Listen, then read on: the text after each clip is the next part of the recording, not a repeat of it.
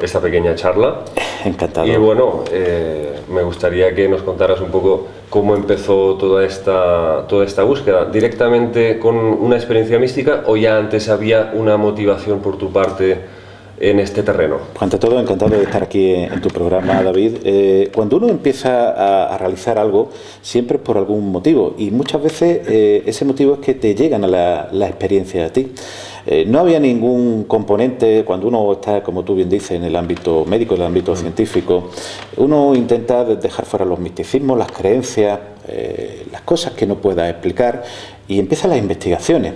Claro, cuando una persona, un paciente, empieza a contarte una historia, otro paciente empieza a contarte otra historia, cuando en una reunión, que realmente es como empezó quizás así toda la historia, en una reunión con cirujanos, con diversos componentes, enfermeros, auxiliares, a las 3, 4, 5 de la mañana, y se empieza a hablar de esa experiencia cercana a la muerte, te das cuenta que es una realidad que está ocurriendo, y que quizás se hablase muy poco, ahora quizás se habla un poquito más, pero que era realmente un tabú dentro del ámbito médico, científico, hospitalario. Está cambiando ya todo el tema, y a partir de ahí, quizás por mor de la causalidad, más de que la casualidad, empezaron a llegar experiencias de pacientes, de personas. Pensemos que son personas como tú, como yo, como cualquiera de los telespectadores que estén viendo el programa, y que en un momento determinado te cuentan su realidad.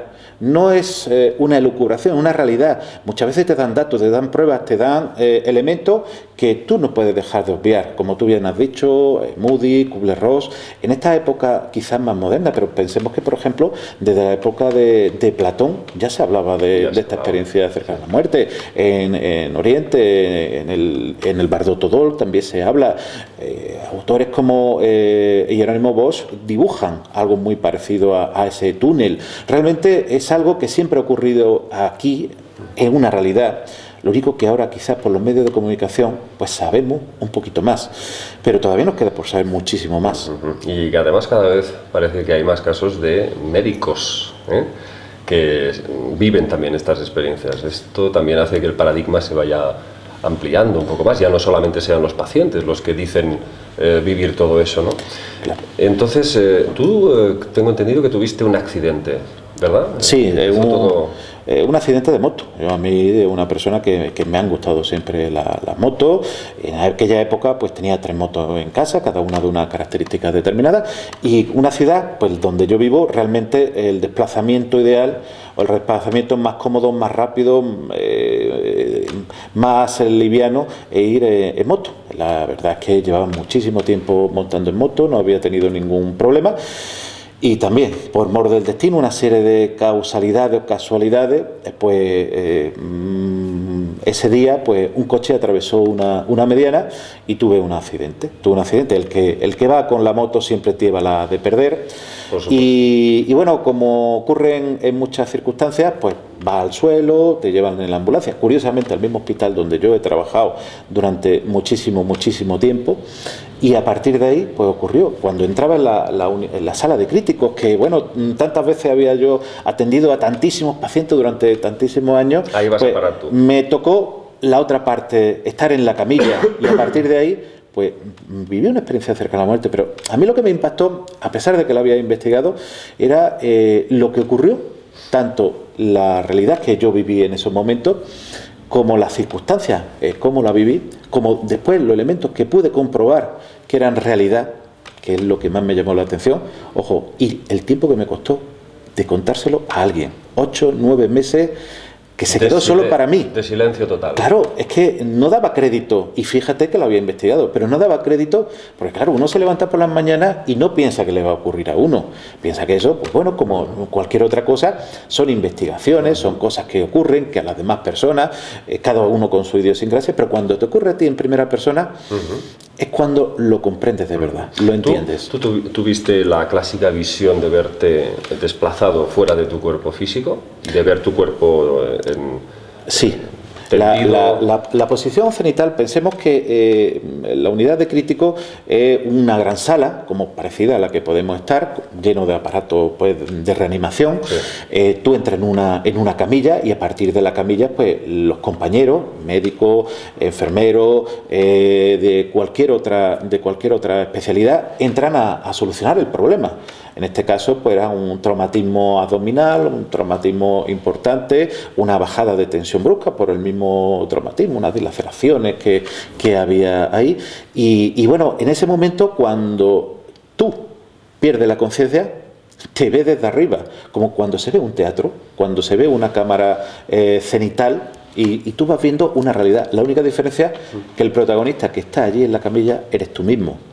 No tienes miedo, no tienes una sensación de angustia, todo lo contrario, estás viendo... No hay dolor. No hay dolor, totalmente lo contrario. Yo entré con dolores importantes. Un dolor en el brazo que todavía continúa, una lesión importante, uno de los nervios del brazo derecho, una lesión en el riñón, una lesión en la espalda. Todo eso producía un dolor importantísimo. Posiblemente que fuese la causa incluso de esa pérdida de conciencia, el misma intensidad de dolor. Se colapsa el sistema nervioso. Pero en el momento que tú entras en esa experiencia, desaparece el dolor. Yo por eso después investigué el tratamiento que me habían puesto. Los compañeros pues hacen su tratamiento y después se apuntan en la hoja de tratamiento, en la hoja de curso clínico. Y en ese momento lo único que me habían puesto un suero con líquido, con suero fisiológico para hacer la reanimación. Y después no se me puso ninguna medicación que pudiera y que tenga como efecto secundario las alucinaciones ni la alucinosis, que ver algo que no es realidad.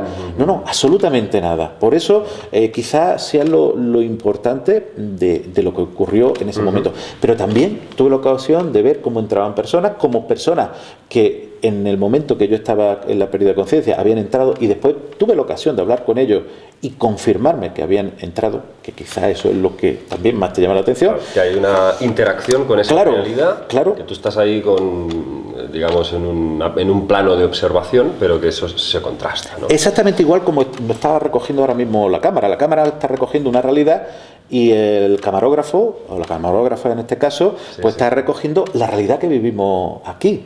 Entonces, hay una realidad objetiva. Es una realidad objetiva que después se puede comprobar, que hemos estado aquí hablando los dos. Claro. Y a mí me gustaría que me contaras, en ese momento en que tú te ves proyectado fuera de tu cuerpo, ¿cómo pasas a ese más allá, a esa otra realidad más sutil? ¿Cómo se hace ese salto? La verdad es que ese salto, cuando uno sale del cuerpo, que esa es quizá una de las partes que a mí me llamó la atención, es como cuando despega un papel de celofán, un velcro. Yo diría más bien un papel de celofán. Muchos pacientes me habían hablado de esa salida. Claro, uno no lo entiende, pero cuando exactamente es como si se despegase algo y tú notas esa separación. Pero de pronto te ves, ya digo, en esa posición cenital, y en un momento determinado te ves. Bueno, también los pasos son pasos inmediatos. Te ves una figura del túnel, un túnel muy especial, con unas luces giratorias. Yo, los casos que había investigado, no es el típico túnel con luces exactamente, no las luces al fondo, en ese caso no había. Otras personas me han hablado como el túnel de un tren o un pasillo enorme con puertas, cada uno, pero bueno, la figura del túnel está ahí, es como el intervalo, ¿no? Claro, pero es una entrada donde tú te ves que te vas desplazando, pero no tienes sensación de desplazarte en un espacio tridimensional como el que nosotros vivimos. No tienes sensación de viento, no tienes esa sensación de velocidad de que te va dando el aire, todo lo contrario, pero tú te vas desplazando, las luces se van desplazando y de pronto pasa a otro nivel, que yo en ese caso, pues para mí fue el lugar más placentero donde he podido estar a lo largo de toda mi vida. Una nubosidad, una niebla, una neblina, pero de colores muy agradables, colores anaranjados, azulados, con figuras antropomórficas que iban atravesando. Yo no logré ver ninguna figura a mí, yo lo repito. Siluetas. Exactamente, esa figura antropomórfica yo muchas veces me recuerda a la película, y lo digo muchas veces, la película de Amenábar, que es protagonizada por Nicole Kidman, Los Otros, donde en un momento determinado Nicole Kidman va a acercarse para ver a su marido que ha fallecido, o que había fallecido, había desaparecido, y ve cómo esa figura se va acercando. Pues esa figura, antes de que se acerque, tú vas viendo en la niebla algo que se mueve. Sí, o sea que notas que hay presencias. Presencia, pero sobre todo paz, tranquilidad, bienestar. Después, por mor de las lesiones también, he tenido que tomar una serie de medicamentos que hay personas que refieren pues, que producen esa misma sensación, pero no tienen absolutamente nada que ver.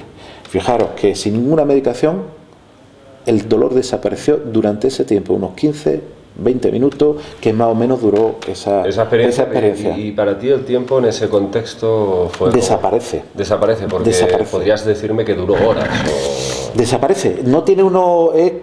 la relación tiempo desaparece en esos casos. Uno va viendo y si tú me dices que cuánto tiempo, te diría, no lo sé, porque el pasillo tú lo vas viendo que va pasando ese túnel. Cuando tú vas viendo a los compañeros, vas viendo lo que va haciendo completamente, cómo van entrando las personas, qué es lo que hablan. Y cuando está en ese lugar tan agradable, tan cómodo, que yo muchas veces digo que si en algún sitio estaría el cielo, el paraíso, no quiero entrar en ningún paradigma religioso, estaría ahí.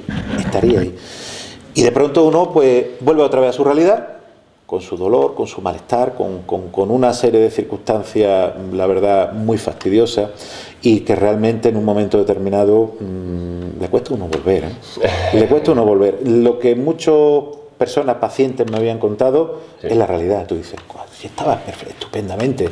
Ahora, ¿a qué vengo aquí? Con el dolor, un dolor intensísimo. Ojo, que muchas veces en los calmantes lo ¿Y te ha dejado secuelas el accidente? Sí, me dejó algunas secuelas, el brazo sobre todo. Con dolor. Sí, el tema de dolor, de hecho, con un tratamiento que sigo. De hecho, para antes de venir aquí al Congreso, pues tuve que pasar una de las múltiples revisiones que he tenido que pasar y que tendré que pasar a lo largo de mi vida. ¿Cuándo hace que tuviste esto? Fue en 2007, 25 de julio de 2007. Y a partir de ahí, un cambio, una transmutación, sí, también a nivel personal, también como ocurre en muchísimas personas. Claro, porque aquí has tenido ocasión de comprobar muchos cambios en tu vida. Por ejemplo, me imagino que el típico es la pérdida del miedo a la muerte.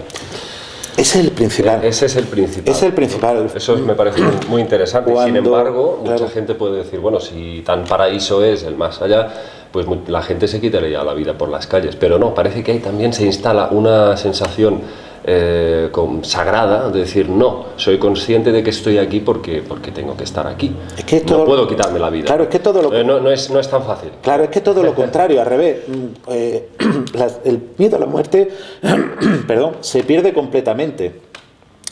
Es más, uno sabe que hay un elemento, un lugar, una situación que va a ocurrir y que ese reloj de arena que todos tenemos se va a acabar en algún momento. Pero ese tránsito hacia el otro lado, pues en algún momento ocurrirá. Pero no por ello uno dice, voy a buscar lo que decía los versos de Santa Teresa, de vivo sin vivir en mí, tan larga vida espero que muero porque no muero. Todo lo contrario, uno dice, quiero disfrutar de esta vida. Tengo momentos para disfrutar de esta vida, y dentro de las secuelas, que no es solamente las mías, sino de muchas personas que han sufrido estas lesiones, que tienen secuelas muy importantes, los pequeños momentos, las pequeñas circunstancias, los pequeños lugares, claro, quieres disfrutarlo, como lo estamos disfrutando aquí en estos momentos. Claro que sí. Aparte de este cambio que se produce en la persona, que es la pérdida del miedo a la muerte, ¿qué otra cosa destacarías como cambio esencial después de una ECM? Sobre todo que la vida la ve uno de otra forma.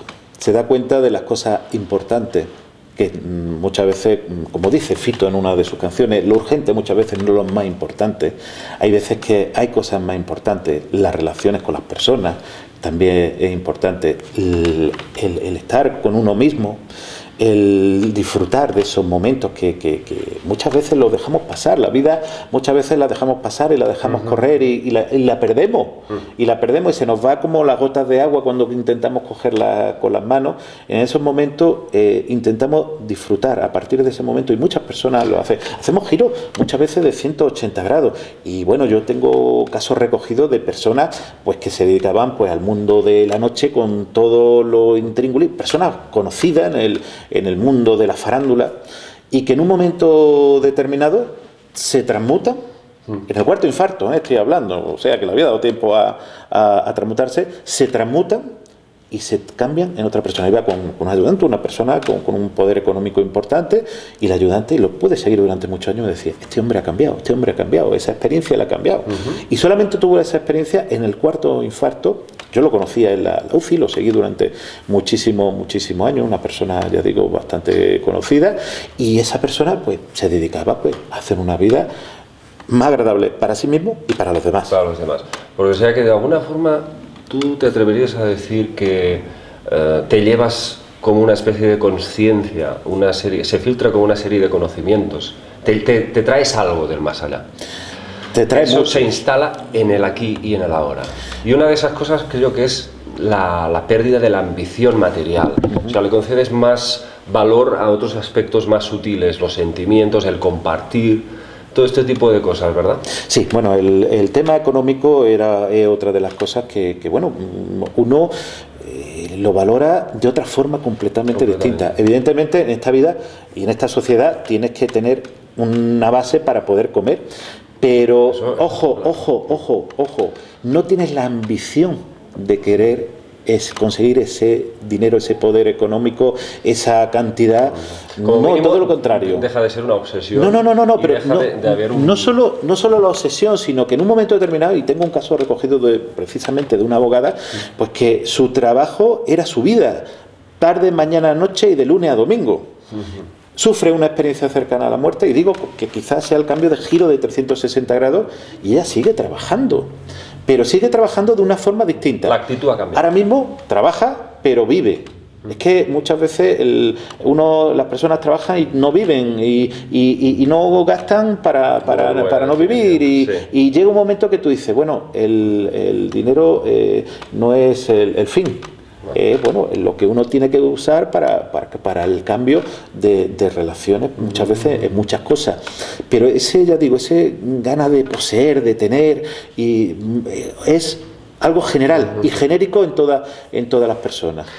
Otra cosa también que me gustaría preguntarte, me imagino que después de una ECM la mente se amplifica, o sea, tienes la mente mucho más abierta a nuevos conceptos, y me imagino que habrás experimentado la sensación de que quizás escuchas más a los demás sin poner por delante el prejuzgar las cosas, ¿no?